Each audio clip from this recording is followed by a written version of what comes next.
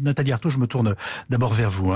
Pourquoi êtes-vous, on va dire, gêné, voire choqué, vous allez utiliser le terme que vous préférez, par cet élan de générosité de la part des grands groupes et des grandes familles pour aider à la reconstruction de Notre-Dame? Élan de générosité, enfin moi j'appellerais plutôt ça un bon coup de pub mondial en plus, parce que c'est couvert par toutes les télés si j'ai bien compris. Voilà, moi j'ai en tête, vous savez la petite phrase d'Emmanuel Macron, il n'y a pas d'argent magique. L'impression que ça donne, c'est que si pour une poignée de privilégiés, l'argent est magique. Voilà, parce que en quelques heures, un claquement de doigts, on a François Pinault qui met 100 millions sur la table. Immédiatement après, Bernard Arnault arrive. Il double la mise, 200 millions. Alors, Bettencourt, elle a mis un peu plus de temps, mais c'est pareil, elle met au point. Enfin, écoutez, à une poignée, ils arrivent à 1 milliard. Vous vous rendez compte? Et ce sont les mêmes, y compris Macron qui nous explique qu'il n'y a jamais d'argent, ni pour les EHPAD, ni pour les urgences, ni pour les logements, ni pour les écoles. Donc, c'est ça la réalité de notre société. Vous venez de nous dire en fait qu'il n'y a pas de don désintéressé, en plus du fait qu'il y ait une injustice selon vous, est-ce qu'il ne soit pas réparti? Je vous ai bien compris?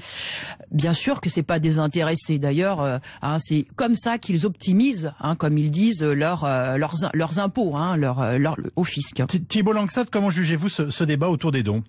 Nathalie Arthaud, c'est sans doute une partie d'argument qu'on doit entendre, c'est que l'argent qui est donné par ces groupes ou par ces familles, quels que soient les présupposés qu'on ait sur leur origine et, on va dire, la volonté de participer, c'est de l'argent qui ne sera pas dépensé par l'État et donc par les Français pour maintenir notre patrimoine et en l'occurrence Notre-Dame de Paris. Non mais moi je ne leur reproche pas et je ne reproche pas le fait qu'il y ait de l'argent pour reconstruire la cathédrale de Paris, évidemment. Ce que je dis, c'est que ce sont les mêmes, ces dirigeants des grands groupes ou leurs porte-parole qui expliquent aux salariés en permanence qu'il n'y a pas de quoi augmenter les salaires, qu'il n'y a même pas de quoi monter le SMIC. Moi, je pense que le SMIC, c'est indigne. Un SMIC à 1 200 € net dans cette société.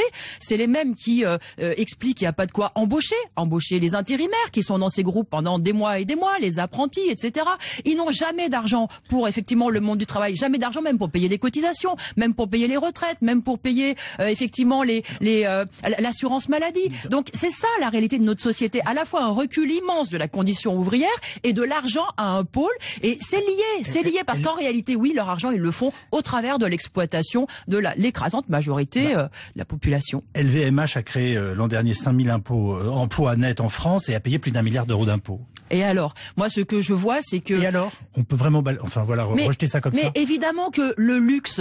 Le secteur du luxe, le secteur des armes, là, ça marche, ça fonctionne dans notre société. Là, il y a des débouchés, il y a de l'argent à faire, effectivement. Mais voyez, moi, dans l'actualité, j'ai en tête quand même ces grandes entreprises qui ont fermé Ford, Ascoval, où le gouvernement, y compris expliqué, de chercher désespérément un repreneur qui ait la capacité de mettre quelques millions sur la table, quelques dizaines de millions sur la table. Mais la réalité, c'est qu'effectivement, il y a de l'argent à un pôle, mais les investissements dans la production utile, ils ont pas envie de le faire parce que ça leur rapporte pas assez et pas assez vite. C'est ça aussi la réalité. Thibault Langsat, on vous répond. Oui, Nathalie Arthaud, moi je ne parle pas et je ne demande pas de générosité de la part de qui que ce soit et je demande pas la charité et les travailleurs ne demandent pas la charité. Moi ce que je demande et on peut aspirer tous à de la justice dans cette société, c'est-à-dire au fait que des femmes et des hommes qui passent leur vie à travailler et effectivement à enrichir y compris ces grands groupes, soient traités de façon correcte, digne, est un salaire qui leur permette de vivre, de se loger, de se soigner et ce n'est pas encore le cas dans notre pays. C'est ça la réalité. Donc les travailleurs ne demandent pas la charité. Ce ne sont pas des pauvres qui, non,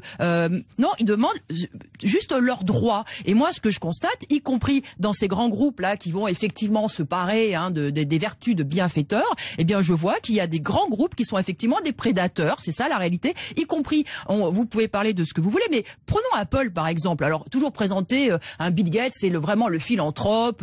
Mais comment fait-il son argent? Comment tous ces téléphones portables sont-ils produits en Chine en exploitant le travail des enfants de 12, de 13 ans avec ces mines de coltan où il y a des hommes, des femmes, des enfants qui meurent.